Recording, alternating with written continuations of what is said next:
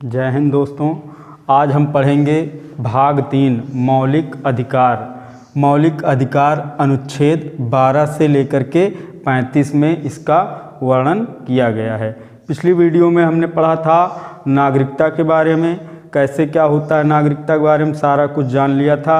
अब आज जो है भाग 3 मौलिक अधिकार के बारे में पढ़ेंगे। भाग 3 में किसका वर्णन किया गया है? मौलिक अधिकारों का वर्णन किया गया है। और ये हमारा अनुच्छेद कितने से लेकर के है मौलिक अधिकारों को वर्णन?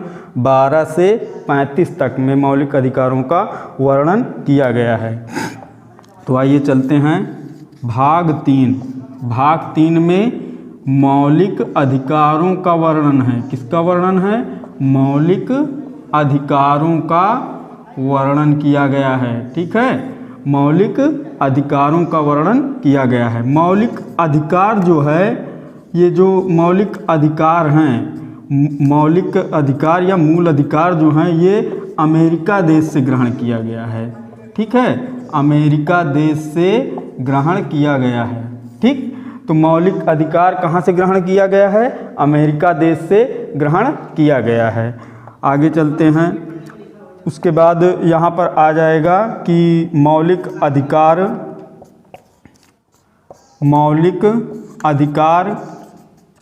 जो हमारे मूल संविधान में थे, मौलिक अधिकारों की जो मौलिक अधिकार जो मूल संविधान में थे वो थे 7। लेकिन अगर पूछा जाए वर्तमान में कितने मौलिक अधिकार हैं, तो वर्तमान में मौलिक अधिकारों की संख्या कितनी है? 6 है। कितनी संख्या है? 6 है।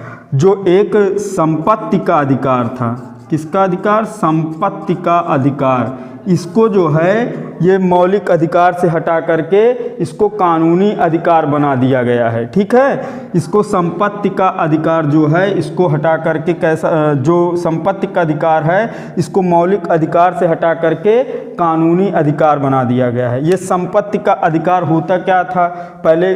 मतलब संपत्ति का अधिकार होता, ये पहले था मौलिक अधिकार, लेकिन अब इसको जो है कानूनी अधिकार बना दिया गया है। ये होता क्या था? जैसे भैया मान लो कि किसी की ज़मीन है, अब उसमें नल लगा है, अब उसमें से मिट्टी के तेल निकलने लगे, तो वो कहेगा भैया अब हमारा ये ज़मीन है, अब हम यहाँ पर जो मिट्टी का तेल निकल रहा है ये हम इसको बढ़िया से बेचेंगे।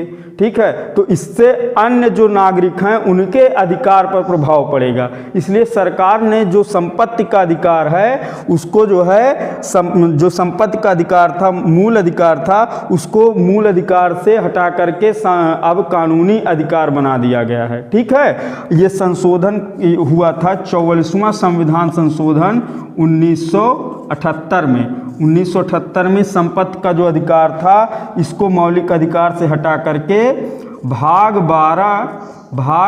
12 के 300 का में अब इसको एक कानूनी रूप से अधिकार दे दिया गया है। कानूनी अधिकार दे दिया गया है। ठीक, अर्थात अब जो संपत्ति का अधिकार है वो संपत्ति का अधिकार अब मौलिक अधिकार नहीं है, ये कानूनी अधिकार हो गया है। ठीक है, समझ में आ गया होगा।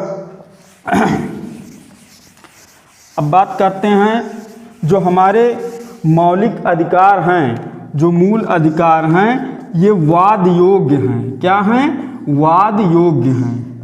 वाद योग्य क्या होता है भैया? वाद योग्य का मतलब ये होता है कि अगर हमारे मौलिक अधिकारों का कोई हनन करता है तो हम अनुच्छेद 32 के तहत सर्वोच्च न्यायालय और अनुच्छेद 224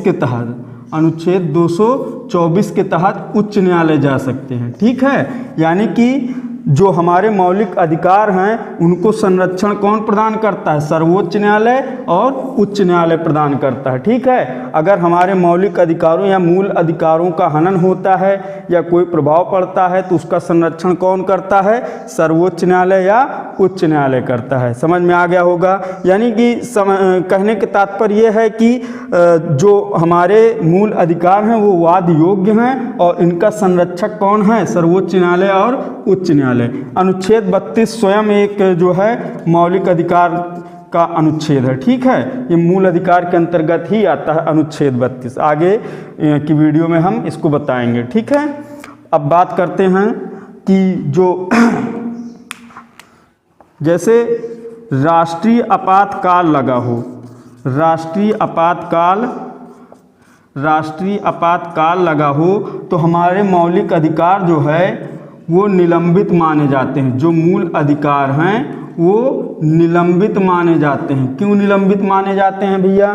क्योंकि राष्ट्रीय आपातकाल लगा होता है। केवल और केवल अनुच्छेद 20 और 21 को छोड़ करके, 20 और 21 को छोड़ करके, ठीक है। राष्ट्रीय आपातकाल यदि लगा है तो हमारे जितने भी मूल अधिकार हैं वो निलंबित माने जाएंगे, यानी कि जितने भी हमको मूल अधिकार मिले हैं वो नहीं मिलेंगे। केवल और केवल 20 और 21 अनुच्छेद में जितने अधिकार वर्णित हैं वही मिल सकते हैं। अगर मान लीजिए राष्ट्रीय आपातकाल सशस्त्र विद्रोह के दौरान लगा है, सशस्त्र विद्रोह के दौरान लगा है तो 20 और 21 के साथ साथ अनुच्छेद 19 भी, ये जितने 19 और 20 और 21 इनको छोड़कर जितने भी अधिकार हैं वो सभी निलंबित माने जाएंगे। ठीक, ध्यान देना, ये निलंबित नहीं माने जाते हैं 19, 20, 21, लेकिन किस दशा में नहीं माने जाते हैं? सशस्त्र विद्रोह के दौरान यदि राष्ट्रीय आपातकाल लगा है तो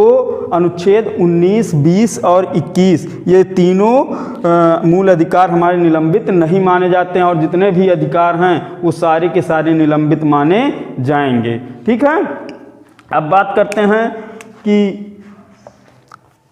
जो हमारे मौलिक अधिकार हैं वो कितने हैं। अभी जैसा कि मैंने ऊपर बताया कि मौलिक अधिकारों की संख्या अब कितनी है? 6 हैं। कितनी है भैया? 6 हैं। पहले कितनी थी? 7 थी। संपत्ति के अधिकार को हटा दिया गया है। ठीक है, संपत्ति के अधिकार को अब मूल अधिकार से हटा करके कानूनी अधिकार बना दिया गया है। उसको भाग 12 के अनुच्छेद 300 का में वर्णित कर दिया गया है। तो कौन कौन से हमारे मौलिक अधिकार हैं भैया? नंबर एक आ जाता है हमारा समता का अधिकार।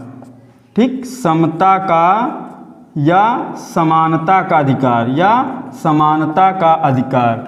ठीक है, और उसके बाद आता है स्वतंत्रता का अधिकार। ठीक, स्वतंत्रता का अधिकार, स्वतंत्रता का अधिकार। उसके बाद आ जाता है हमारा शोषण के विरुद्ध अधिकार, शोषण के विरुद्ध अधिकार, शोषण के विरुद्ध अधिकार। फिर उसके बाद आ जाता है हमारा चौथा नंबर धार्मिक स्वतंत्रता का अधिकार, धार्मिक स्वतंत्रता का अधिकार। ठीक है, धार्मिक स्वतंत्रता का अधिकार। नंबर 5 पे आ जाता है शिक्षा एवं संस्कृति का अधिकार, शिक्षा एवं संस्कृति का अधिकार, शिक्षा एवं संस्कृति का अधिकार। नंबर 6 पर आ जाता है संवैधानिक उपचारों का अधिकार, संवैधानिक उपचारों का अधिकार। समझ गए होंगे।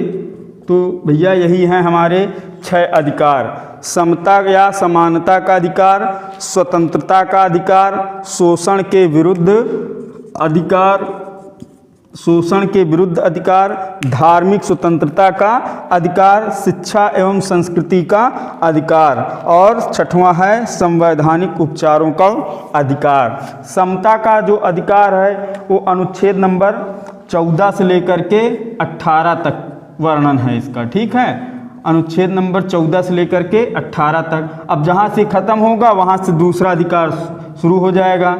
ये हो जाएगा अनुच्छेद नंबर 19 से लेकर के 22 तक, 19 से लेकर के 22 तक। और फिर यहाँ से अनुच्छेद 23 से लेकर के 24 तक, अनुच्छेद 23 से लेकर के 24 तक। और यहाँ पर धार्मिक स्वतंत्रता का अधिकार अनुच्छेद 25 से लेकर के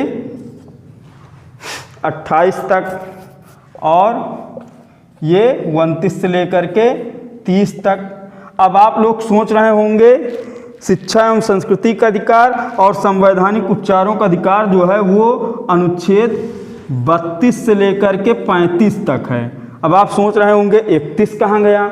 31 जो है 31 में ही संपत्ति का अधिकार था, ठीक है। और संपत्ति के अधिकार, जो मौलिक अधिकार हमारा संपत्ति का अधिकार था, उसको जब कानूनी अधिकार बना दिया गया तो यहाँ पर जो 31 नंबर पर था उसको जो है हटा करके कहाँ कर दिया गया, अनुच्छेद 300 का में कर दिया गया है। और भाग 12 कौन सा है, भाग 12 अनुच्छेद नंबर 300 का में जो हमारा संपत्ति का अधिकार था उसको भाग 12 के अनुच्छेद 300 का में कर दिया गया है, ठीक है। तो आशा करते हैं आप लोगों को समझ में आ गया होगा।